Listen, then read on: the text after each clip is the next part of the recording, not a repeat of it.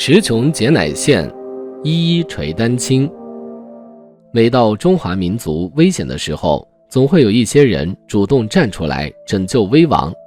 就算明知前方困难重重，甚至为此付出生命的代价，也绝不后悔回头。明朝经过万历和天启爷孙两代锲而不舍的努力胡闹，终于让大明走到了尽头。新即位的崇祯皇帝接手的大明政府，就如一间四面透风的破屋一般摇摇欲坠。无数忠臣良将、奸邪小人在这明末乱世纷纷登场，书写自己的传奇人生。而今天要说的这位忠臣义士，却被无情的历史摒弃在史书之后，让后世的我们根本无法看清他的模样，了解他的事迹，知晓他的忠义。这位名不入经史的忠义之士名叫李大开，字黄球，又字文黄，是江西卢邑桑西里人，也就是现在的江西省资溪县石峡乡双斜村人。李大开自小便努力读书，同时熟悉武艺，喜欢使一柄重达数十斤的大刀。每次读到历史上那些忠臣节士之事，便会仰天长啸，追慕不已。特别钦佩祖逖和郭子仪之类有扫平天下变乱能力的英雄人物，多次向周围同学与乡人表露出向他们学习的志向和追求。公元1637年，崇祯10年，李大开成功考中进士，被授予浙江营把总的职务，从此便走上了忠心报国之路。李大开为人低调，却又做事认真，不久便在上级考核时，因为考绩优异，调守四州皇陵。在这里，他迎来了人生第一次考验。四州皇陵是明太祖朱元璋高祖、曾祖、祖父的衣冠冢和他祖父的实际埋葬之地，也就是老朱家的祖陵，一向有重兵守护。此时李自成不知从哪里得到消息，说只要挖了四州皇陵，便能灭了朱明王朝，立即派出一支近万人的部队前来攻打四州。四州知州得报后大惊失色，一面紧急向四方及朝廷求援，另一面紧急抽调部队应战。李大开立即率领所部兵马开赴前线，双方于四州城外展开激战。客观地说，流寇的战斗力并不强，李大开率领3000余人与将近1万流寇激战半天，不分胜负。激战之中，李大开突然看到流寇主将骑着一匹高头大马跃出军阵指挥，立即挥刀拍马，径直冲他杀过去。流寇们猝不及意，当即大乱，不等那名流寇主将回过神来逃跑，李大开已经冲散中军卫兵，扑至那流寇头领面前，大刀高高抡起，一刀便把他的人头砍了下来。流寇们大惊失色，立即掉头溃散逃跑。明军高声呐喊，一路追杀，只把这一路流寇追出数十里，杀得血流成河，才班师回去。经此一战，李大开名声大振，不久便被接连提拔为台州游击和衢州参将。从一个小小的连排长，很快升任为军区团长，被调任到浙江统领军队安抚四方。浙江草寇许都野心勃勃，聚拢近10万土匪，占山为王，四处派兵劫掠过往客商和当地富豪，当地被搅扰得不得安宁，百姓们苦不堪言，四散逃亡。许都占据浙江境内数处高山，四处躲避，官府数次派兵围剿，都是损兵折将，无果而终。许都原来是一个秀才，原是浙江金华一户地主子弟，因为不堪官府凌辱，愤而率人起义。不过在队伍壮大之后，很快变为危害地方平安的流寇。许都因为读过书，为人奸诈，多谋善治，以神出鬼没的手段打得当地官府疲于应付，无力反抗。浙江的文武官员对此都是焦头烂额，无计可施。听说李大开调来之后将要清剿他们，许都立即派人送信表示投诚，却在官府派出部队接收他们时设下陷阱，把前来接收的官兵全部杀死，又趁势攻下周边数个县城，一时间声威大振。李大开并没有贸然进攻，在认真分析许都的为人以及他们游动作战的特点之后，有针对性地制定出一系列政策，对他的手下进行分化瓦解，又派出精锐军兵化妆侦察，终于探明了他的下一步计划。李大开马上率领2000民军和前来增援的上万民军共同汇集于金华城郊，于1644年正月28日在城郊与前来攻城的许都交战。当天李大开亲自上阵，击杀流寇数十个头目和上百军兵，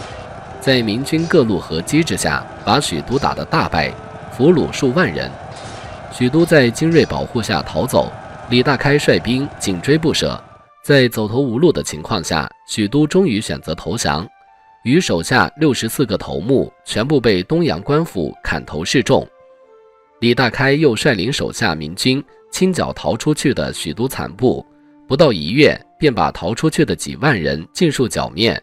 在明末乱世之中开创出一片难得的安宁祥和之地。因为数次立功被朝廷知晓，崇祯皇帝亲自下诏提拔李大开为池州副总兵，相当于军区副司令。李大开接到圣旨后，面向北方郑重磕头，表示绝不辜负皇上和朝廷对他的厚爱，一定以赤胆忠心来护佑大明朝廷和百姓。公元1644年，大明崇祯17年，李自成率部攻入北京，数十万流寇把北京围得水泄不通，有太监主动打开城门投降。崇祯皇帝被逼上吊自尽，历时277年的大明王朝终于告一段落。北京城被围的消息传到江南时，李大开并不知道崇祯皇帝已死，以为他落在李自成手里囚禁。李大开面向北方跪地大哭，并立即召集手下兵马，准备奔赴北京前去援救崇祯皇帝。此时天下大乱，江南一带听闻李自成攻陷北京的消息，也是乱成一团，根本没人搭理李大开，更不允许他私自带兵离开境内。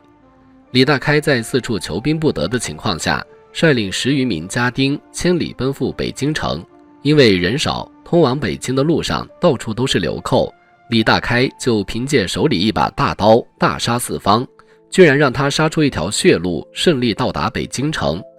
此时城外驻扎的都是李自成手下一些杂牌流寇，李大开一心为国尽忠，早已把生死置之度外。在一番短暂的动员之后，便率领数名家丁扑向流寇大营。明朝灭亡之后，这些流寇早已放松警惕，每天就是在城外混吃混喝，根本没有想到有人居然敢对他们进行偷袭。混乱之下，当即炸了营，被李大开率领10余名家丁砍瓜切菜一般击杀了上百人之后，才反应过来，立即开始组织抵抗。李大开绝对是明末战神一样的人物，其武力值与率领3万人马击败刘邦58万人马的项羽相当。因为城外营地地方狭小，流寇们先派出数百人围攻李大开，谁知不到半个时辰便全军覆没，更被他一人砍杀了流寇数员大将。而且看样子李大开有攻入城中的态势。李大开手下家丁在冲杀过程中死伤殆尽，只有他一人如常山赵子龙一般搅入流寇军中，大肆追杀，而且时时与流寇贴在一起，连给他们放箭的机会都不给。在李大开再次击杀数名流寇大将和数十军兵之后，流寇们终于崩溃后撤，好多人边退边高喊全身浴血的李大开为神人，哪里还敢抵抗。这一乱便惊动了北京城中驻守的流寇精锐部队。